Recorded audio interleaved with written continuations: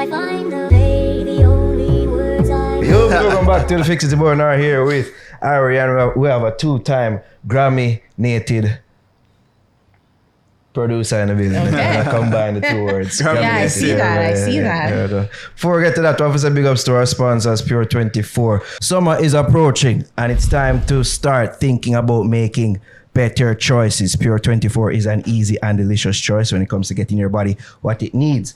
Entering this summer season, anything you can do to boost your immune system is a definite plus.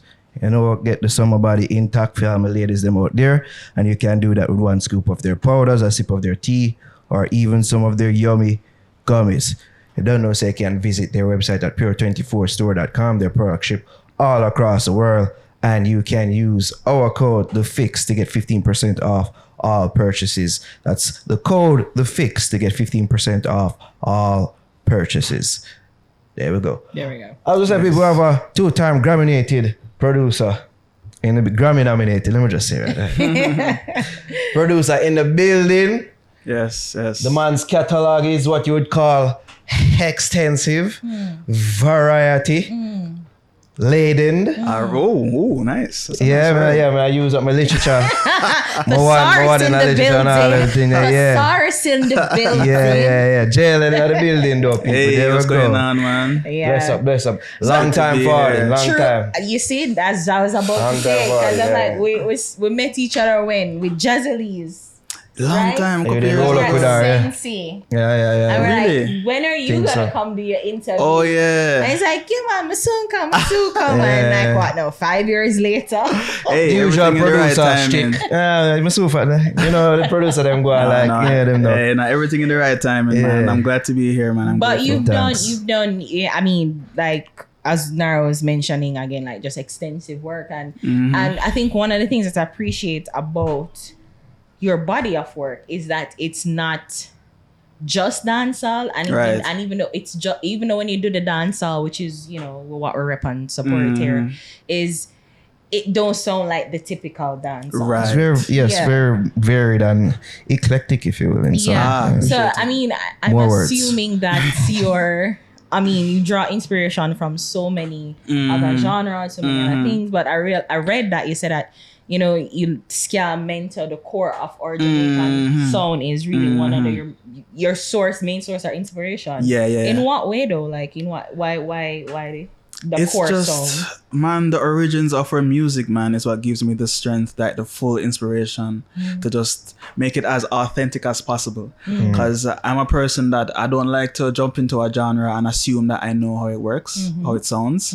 So anything I do, I listen to references, and I'm listening like days on end, weeks, and I'm doing my research. I'm looking at persons that are actually playing the music. I am in like a live session, watching the drummer, watching the keys. It's just like really just kind of getting very granular into every aspect of what it means to really put your heart and soul into something live. And I feel Jamaicans, not only in music, but just in conversation, in interactions, in just how we move with ourselves. Yeah. We're just very passionate. And the music that we've made from then up until now really expresses that, and I need to be true to that. Yeah. So that's why I like to look at the more origins of our music and combine them with the music that has been doing well all over the world. You know, and yeah. So you said that you got to like, so when you, is it prior to your making the beat itself that you go to the live sessions of the people playing, or are you always in those live sessions and drawing inspiration from them for your next project? Well, the thing is, it's either or. So sometimes I can just create like a reggae rhythm. So the thing about reggae is drums and bass. Yeah.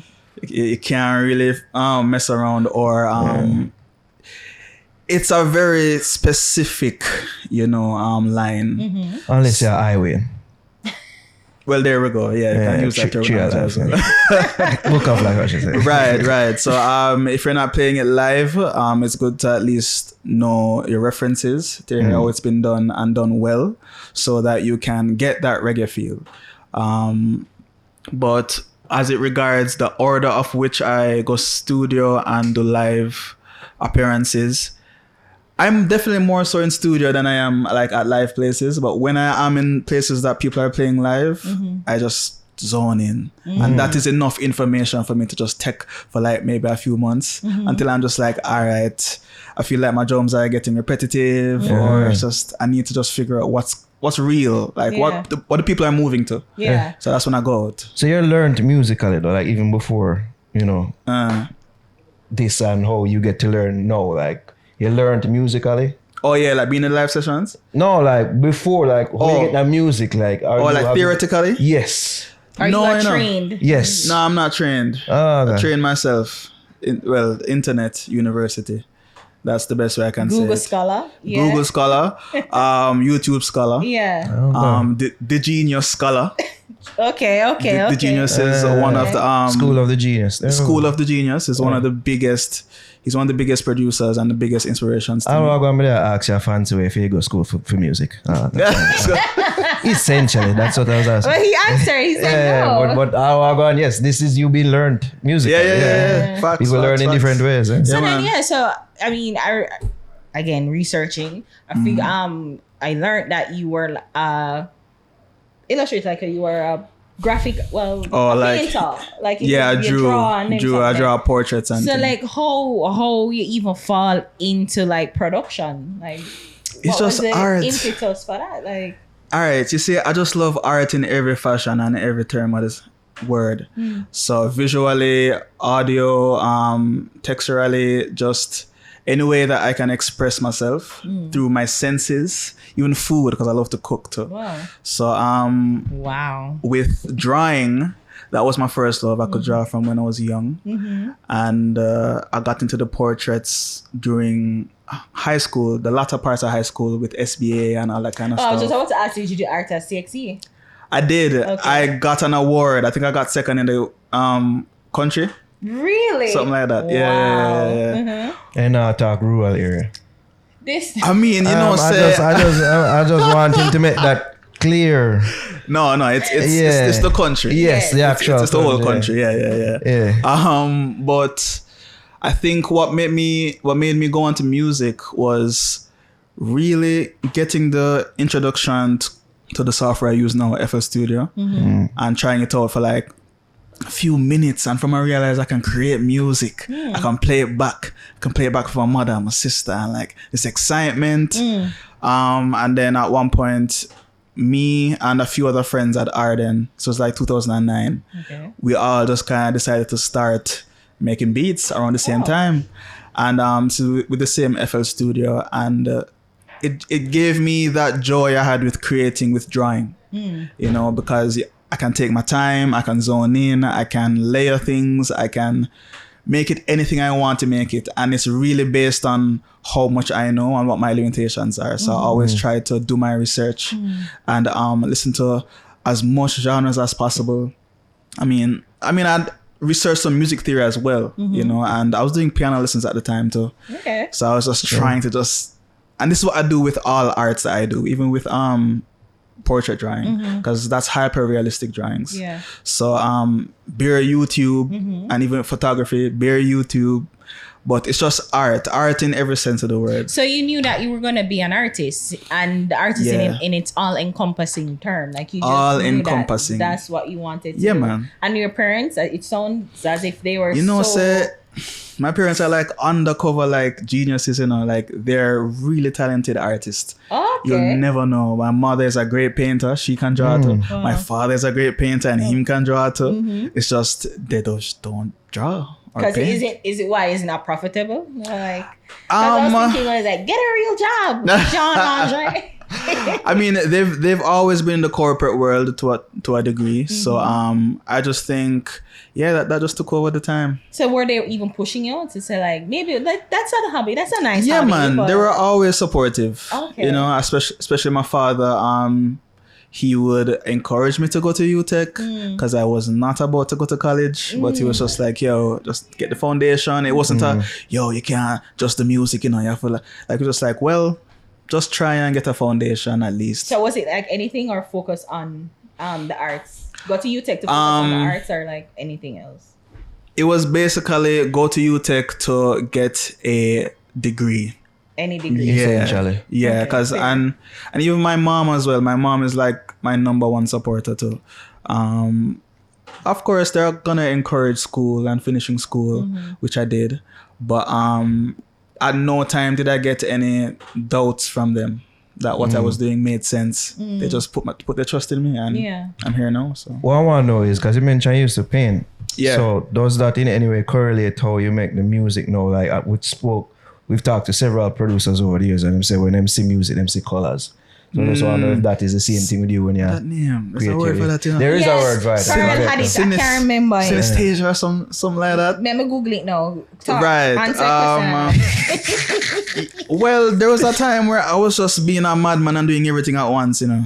Like I'd be drawing and listening to music, and right after my draw, make a rhythm, and then like take a picture, and and that was like the good days, like when I was off of break from school. Yeah, synesthesia. Synesthesia, right?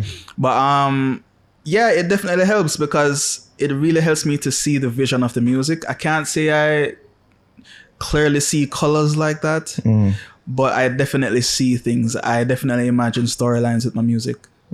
Yeah. We'll talk about some of the big productions that you produce over the years. I think the one that's on the top of the list right now that you have a production credit for is Drake.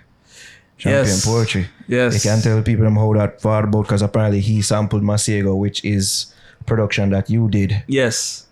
So can you tell the people how that came about? All right. So that song, that rhythm is a whole storyline in itself. So basically that rhythm was made in 2016. That rhythm was made after I heard a playlist from Selection on SoundCloud of a jazz a cappella group called The Singers Unlimited. Oh, so that's where that sample comes from. That's where the sample came from. From the Navajo song. So it's The Singers Unlimited Michelle. Yeah. And from I heard the I Love You part immediately, and I just like download the track and just chop it up and just move it around, and then like I put a jazz bass line, and like a jazz organ, and just really made it feel like a story. And when that was done, I think I just put it on SoundCloud. And the first artist, I must say this, the first artist to make a song on it, a full song, is Royal Blue. Okay. Royal Blue made a song on it. You gave it to him first. I gave it to him. It's called How Can I? It's out on SoundCloud right now. You can check it out. Beautiful song. So at that point, I was just like, all right, cool. Well, that's it. Just move on with my life, make more music, And then Masego linked me on Twitter around 2016. We had a little back and forth, music and excitement and the Jamaican things. connection. Don't mention Right, that. yeah. Mention that. So Masego was so excited when he linked me. He ended up telling me that his father and my father were best friends when they were in Spanish Town. I was just like, what do you mean? That's 6 degrees of separation. And like he wasn't playing because he came down to Jamaica for his birthday, and his family and my family were all linked up. We went to Spanish Town, and my father and his father, they chopped it up, and I showed them around, and like the connection is real. But that was 2016 when he had messaged me. I sent him I Love You beat and another dancehall track, because I remember he had said he wanted to do a dancehall project. Because there's some Jamaican in it. Well, he's connected, obviously. Yeah, man, his father is Jamaican. So there's some connection enough for the sound. Yeah. Right. But was he born in Jamaica? I need to clarify that. But anyways. He was some Jamaican connection. His father. We Right. know that. So Yeah. 2 years after he messaged me and I sent him the rhythm, this is 2017 now, him send me back the he would have messaged me in 2015, so it's 2 years after this, yeah. He sent me back a song, Navajo.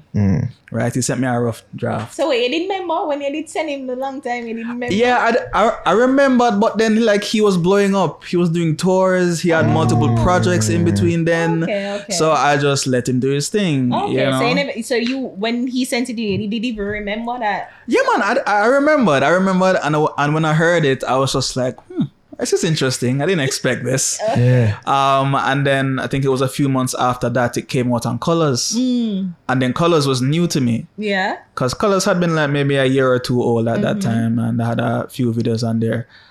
And when he put out that song, it just blew up. Like every day was a million.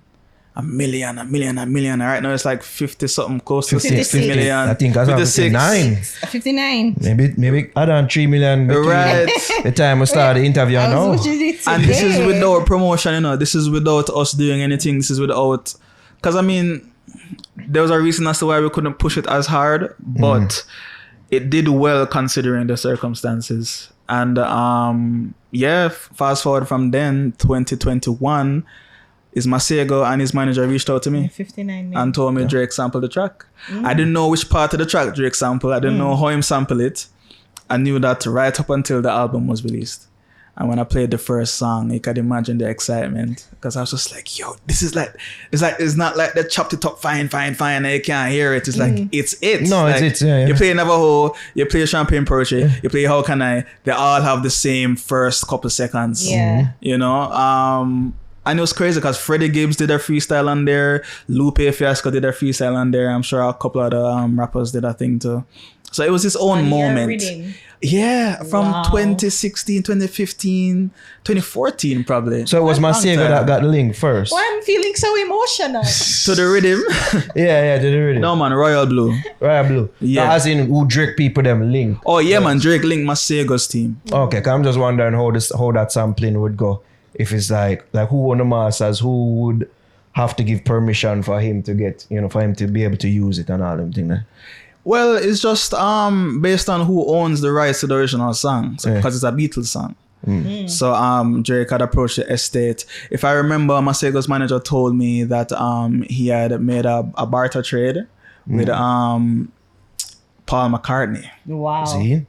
To use the song. So you can imagine. So he must have heard the song and said, I love this song. Yeah, man. And then, I don't know the full history behind it, because it was a week of just knowing. But yeah, man, like to make it your intro and to make it play for a few seconds, and it was a whole moment, Yeah. Can I ask you, when this situation happened, like connecting with other people or whatever, did you had a full understanding of this business side of music, and like what have you learned? Because we see recently people are sampling, people not get proper credit, taking the work, like it's so complicated, and you just think that at least so far in music history that people at least have a basic understanding. But from you, what have you learned from it? Boy, I would say it's almost impossible to have a full understanding with like music business, because just as business is a people thing. Business change with the times and the model of how the industry is. Yeah. So with music, it's really it's a self thing. You have to know yourself. You have to know what you want. You have to know what you're getting yourself into. And with myself at that time, I had attached myself to a lawyer. So the lawyer was the one that really broke down the jargon and the codes of all them contracts. Because really and truly, the business is full up of a lot of vampire. a lot of blurred lines. You look like you was Say my child. Mr. Say my child send Simon. I would say a lot of blurred lines, because it's not like they give you something with the intention to screw you over. It's just that they will give you something with the intention to maybe kind of rush you through it, or just say, hey, it's pretty standard. It's if standard. you don't understand, then that's up to you. Right. But here it is laid out, and we clearly understand. If you don't clearly understand, then and that's what people get themselves involved No, in. because I want to know, because you said that you sampled it from the Beatles. So even like how you got that cleared. Because we'll just see where Miley Cyrus and Florgan, you must get how much $1 million just from think we and get millions of that. So, and I know the Beatles are very protective of their music. So like what was that process for you with them? All right. So I didn't clear that. I could not clear that song. Of course he couldn't. I could have answered that for him. I could not even try to contact nobody for them to say I have to pay $10,000 for use it. So I made the beat, I put it on SoundCloud, and I just left it there. And the song was used, but the thing is, with the Masego song, the reason why it couldn't be promoted is because the sample. So we didn't exploit it to the point that, you know, we're now infringing too hard. But Drake, them, you know, them have money. Them just just put some down. But You see none of that? yeah. Okay. I mean, like, If he didn't with riot, I took what was just at the time to me, what I felt was just, but the whole situation was a bit rough because the Beatles took majority of the publishing. Of course. Majority. But Michael Jackson incident, them not play around no more. but yeah, man, that's really how that went. There's a sampling there, but Drake's team cleared it. Yeah. So I mean, because you said that you couldn't clear it initially for your song. So when you do it and you put it out there, because you never promote it, it wasn't an infringement on right. Okay. So basically, once you pass a certain point where you're exploiting and actively making money from it, because when that track came out, I only made this amount up until a point it got stopped because that whole issue. So we just chose not to really just not earn from it. So as far as I know, me and Masego, we weren't earning from the song until the Drake thing came out, which is wild because the song was huge. Yes, the song was huge. But 59 million views anyway. Yeah, it's a smart thing. Like, it is intellectual property. So it's hard to go about there and act like it is yours and it's your right. So that's why even myself, I didn't put it on any streaming. I didn't put it anywhere that it could really, So Okay. You produce a little bit of money for Govana. I've seen that. We know talk to him about that money. Let me make you about that song. Let me ask you about the reaction to it and see if you can answer for him. How you feel when people say him a chat poor people with the song? Oh wow! You really draw me into that one. You're the producer of the song, and we're not talk to him. So what you have to say? Mr. Producer of Alright, just repeat that one for me so I can. Yeah, with the people them who say the song I throw word on people who not the money. Because it is the fuck. Yeah, poor people, if you will. Well, no, come on. Seeing the type of society that we live in, people would say that it was a tad bit insensitive. But Governor don't born in riches. We're not born in riches. So that's what people say. You're not born in riches, so how dare you a chat down upon people you can be how dare you? I mean, the thing is, it's those persons. Seriously. No, I will answer it. Yes, answer for Governor's lyrics. I can't answer for Governor, but I will answer it. You see, the persons who want to take it upon themselves to believe that they are poor and this is against them or against people or whatever. No, like at the end of the day, I just think it's a fun-loving song. That, listen, I can attach myself to it because I had a little bit of money. I was broke. I could not go out there and say I produced this for I'll just say, hey, listen, maybe give it a year or so, and then maybe I'll say, yeah man, this is me. Yeah, but then I produced the song and I pre-govern. It wasn't within my context. But yeah, I mean, I push it the same way because at the end of the day, like, that's the mentality that you want to build. Yeah. It's not against nobody, because if you remember, Governor have people around him were probably like jealous. We probably are move big and don't have no money. So it's probably them. I wouldn't say it's like the whole. Because if you take it upon yourself to believe that it is an attack against you, it's just like, no, man. Yo, Missy, you know which video come around, it come across the timeline again, and him say, if your ears are not buttered, why are you offended? It's like, if you have it seemed like there, like, did you see them reaction to it? Because I've been seeing some of it, at least around them time that I think it even resurfaced now, about like a vocal minority of people who did feel a sort of way about it. The song. You didn't see it? No, we never see it. I'm not really into that, man, because that's very temporary. You can't zone into them things. Like, look at Governor, he have a career still. But the song is fun. It's a fun song. I think that was it too. It's a fun song. We were talking off air, like when the song came out, like, you even feel like the song could be much bigger, but it's at the time when it was released. Like, what was the whole process behind it? Because even with you and him collaborating, because I think you guys collaborated on prior. Was it man, Protege and Protege and Govana, my name is from him album. Boom. It's We from know him what album. you're talking about. Right. In the city. In the city. In the city. Yes. Yeah. Right. So how that song came about, funnily enough, is actually I was at Habitat Protege Studio, and I was there with J.L.L, Govana, and Protege was there as well. Wait, in Likkle Bit of Money. Right. So this is the Okay. story behind Likkle Bit of Money. Yeah. So at Habitat, they'd link up with Govee, and I was just working on the rhythm. I just played the rhythm, like the rhythm wasn't even exported. So I was just playing the rhythm, and then like him just say, yo, play that over and over and over and over again. I'm just vibing, and I'm just like, him say, yo, I need this. It's like, all right, cool. So I exported same time, send him.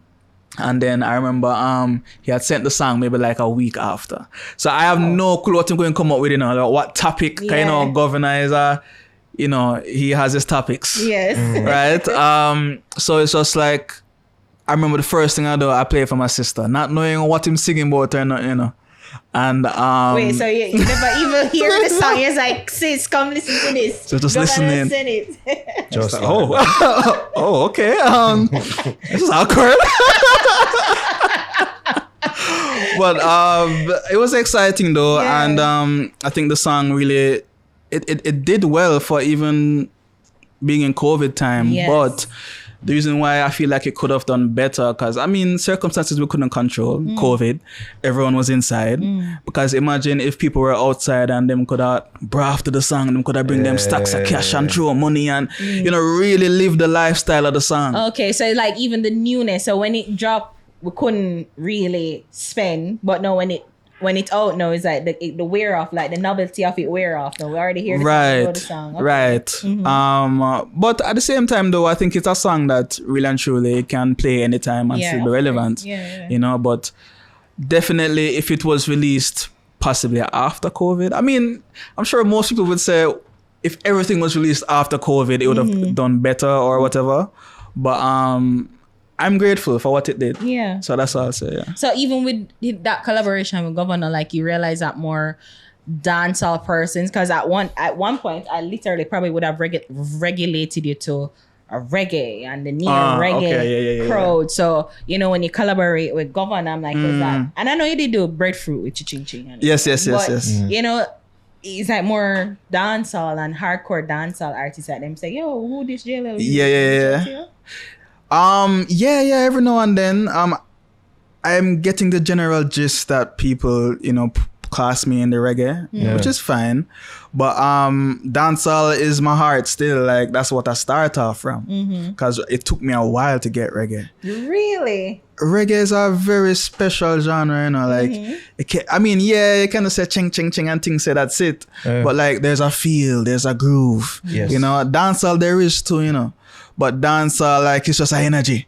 You can knock off a dancehall beat in 5 minutes and it can be sick. But in reggae, in 5 minutes, I have to give it more love. I have to give it more tenderness. With dancehall, it's very innate.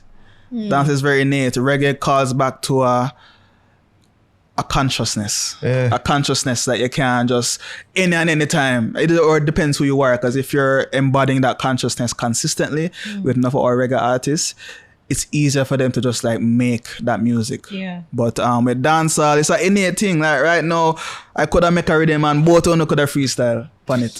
I know. It's very natural. J.L.L. Especially with you. Calm down now. That's probably more Javi. Yeah. Probably more Javi. But no, like dancehall is my thing. I love hardcore dancehall. I mean, I grew up off a 90s dancehall. I go back to 90s dancehall. There's a YouTube channel called Raga Beats that I used to rinse. Them have all kind of dancehall rhythm. Just old school, genius, chimney. That channel We from all Canada. did. Yes. Yo, listen, man. I did rinse that channel. Yeah. And to your point, even the songs that you've produced for the reggae or reggae adjacent artists, they're not really reggae like that. Even the song from Koffee's Gifted, Runaway. That's more like funk. Funk. Like, Okay, there we go. Yeah, funk. Yeah, no, but funk hip hop ish type beat. and I think that's And necessary. even fresh and clean. That's Yeah. all. Right. Jazz Yeah. music. But then just look at the context and the history of our music. You know, it's not like it was bred from, you know, the brain outwards. It was inspired. I mean, obviously, what we bred into it is our natural and our rhythm, our Jamaican rhythm. We breed that into the music. But if you think about jazz, blues, Cuban music, Brazilian music, African music, all kind of music, Jamaicans are very impressionable. So Jamaicans will listen to it and then will take it and then will add on it. Yeah. And that has been happening for as long as we've been Jamaicans. So what I'm doing is following true to that. Yeah. I'm not trying to be faithful to 90s or that sound or what the man don't know, because at the end of the day, like, what are you being faithful to? Why aren't you connecting to an ever-evolving, an ever-changing group of people that will always, their taste will change. And you can still keep the dancehall alive, but incorporate some things that's gonna expand the dancehall even further. You know, so the hardcore dancehall has its place and will never go away. That's true. But then just put a little thing in it. That's always been my thinking in regards to dancehall, that there should be an evolution.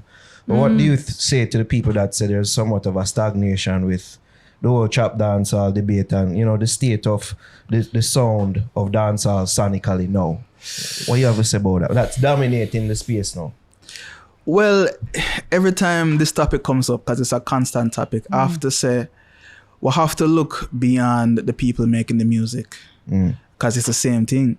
They're making it from the circumstances, from the culture, from what the culture is now. And if that's what the culture is, the trap dancehall, if that's what's relating to people, that's what they're gonna make. But then, to be honest, the culture is not all coming from everything positive. Right? And what is not positive, I don't think it's fair to blame the people in the communities then. Yeah, you have to really look at the wider, broader perspective. What is the problem as to why people don't really want to take that effort to be more professional with their careers, or to really try something new? Because it's not to say that the music, the trap dancehall, now no professionalness to it. You know, you have some sick trap dancehall songs. Yeah. You have Valiant and them people, they're making some good moves. But then there is stagnation after a while, because it's not only in the songs, it's in the personality, it's in the discipline, it's in the how you carry yourself, you know. And it's with our young men who don't get that training, who don't get that support to know, say, yo, like, even though you just want what you want anytime and you just want to do what you want, you have to have limitations in your life, and you have to understand, say, those limitations are what's going to build you as a man and allow you to show up at the right time. Limitations, sacrifices. Sacrifices, exactly. Yeah. Because the thing is, I've had to make sacrifices to stay on the path I've had sonically. Because I could have just bleach a studio and just make rhythm for any dancehall artist, and I mean, I've wanted to.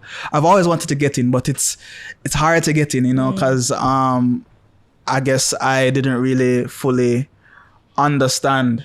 But I'm at a place right now where I'm glad that I have my credits, so it's more open for persons in dancehall to work with me. But my thing is just not to necessarily, you know, I have nothing to burn out. It's just at least change the course of it, so that the sonics of it can really reach the level that, let's say, Afrobeat or Amapiano is doing, you know. But it all calls back to the root of the problem, which is how we are dealing with our youth, our Jamaican men and women, how we are encouraging them to go into music and do it properly. That's what we should do. Stop telling people don't be artists, you're not gonna make money. You see how much money artists make, and they're not afraid to show it. It's just when you get that money, how you manage it. You know, when you turn a big artist, how you manage it. You know, how do you manage yourself as a person? And then that way, that's how you're gonna say, like, the stagnation start to dissipate, because people feel freer, they feel less fear to try new things. They want to collaborate with everybody, because it's just that, you know, we're more open now, we're more professional, we're on time, and we take the progression of our music seriously. I get what you're saying. I really do, and I appreciate that. So it's not even like the sound is not the sound that is limiting. It's us as a culture. It's the mindset. Yeah, man. And we all have it. Yeah. And we all have to break out from it. It's just we break out at different times. Because I mean, even when a constant thing that come up is that, you know, when you call artists or people that them can't get them. But even for you to clear that, like I'm sure, I mean, Drake probably called it at like 3 o'clock in the morning, maybe. I don't know what time they call, but you know, he's like, and it's a strange number, and he's like, I'm not answering an unknown number, things like that. Like that was the situation that you experienced, that, you know, like I have to get it together, my business together in order for this to work.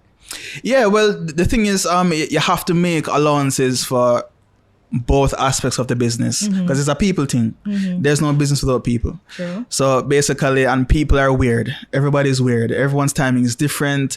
Them said this time, that time they don't work. You know, them say a week from now, couple months pass. It happens. You know, and after some time, you just have to sit with yourself and say, all right, well, am I just gonna anger myself from these people every time, or just I'm going to find a way to work with them in a way that can keep my peace. So basically, while you're waiting on them to do what them doing, just find some other things to do and just figure that out. You know, or if them not working out, find somebody else that have the time. You know, you find yourself doing that a lot. Yeah, it's just switching around. You know, and sometimes you have to wait. Because the reality is, I am living in Jamaica. I can't act like, say, oh, them artists, I need for like them forget them things together and thing like. No, but even Masego, like you sent it to him 2 years. It take 2 years. Well, but that's the thing, though. It's just like we didn't have a timeline. We didn't have a scope. We didn't have a plan. I sent him a rhythm, and it's not like I was in his DM saying, yo, bro, the song got da. That's how I am. So I will send artists a song, and I'm just like, just take your time. I'm not gonna run you down. Unless I have a project and a deadline and all these things. But if it's enough time to just allow the creativity to breathe in the best way possible and not in a way that I feel it must go. Because Navajo, who knows, him probably finished that like a few weeks before him send me. And I know I could have messaged him like a few months after I sent him and just I pressure him, and then something else come out. So it's just like, just leave it to what it is, and J.L.L, we have to say big ups to you and all your successes. True. Yo, thank you. I say, when we see you get nominated for Grammy and all, well, you know, you're featured on Grammy nominated projects. Yes. And being associated. Yes. Clean up like that. Yes. And you being associated with Drake and all these things, and man, it's just good to see. When a young youth like yourself from Jamaica, able to accomplish the things that you have. So what you have, like, is there any new project? I know that we worked on Joe BJ, but what else can we look forward to? Yo, there's like a couple things, you know, but the bigger things I can't really, you know, jinx it. Okay. There's some huge things coming out. But can you get at least one exclusive? Like one exclusive? Like some Marvel shit, if him spoil it, they might shoot him. Well, I can give some hints. I mean, I have a song with one of our most legendary artists ever. Still alive today. 5 of those. There's the potential to have a song on the longest awaited album by everybody in a while. I just keep it very vague. I just keep it very vague. That now come on, bro. That now come on, right? Sorry to say. Hey, but who? I didn't say it, you know. I didn't say it, though. So who knows? Yeah, I mean, say it. Yeah. Right. You know, and I have my upcoming artists. I have to big up Chris Malachi. I have to big up Courtney. I have to big up Manine. I have to big up Akina. I have to big up Royal Blue. Man, like so many. I can remember it. You work with, like, you work with young artists. You work from the Koffees, the Govanas, and like Courtney, and bro. Joe BJ, because I'm a young producer. We're in the same thing, you know. No matter how big things may do, like I am still up and coming. I think it's that they're dope. You know what I mean? Dope.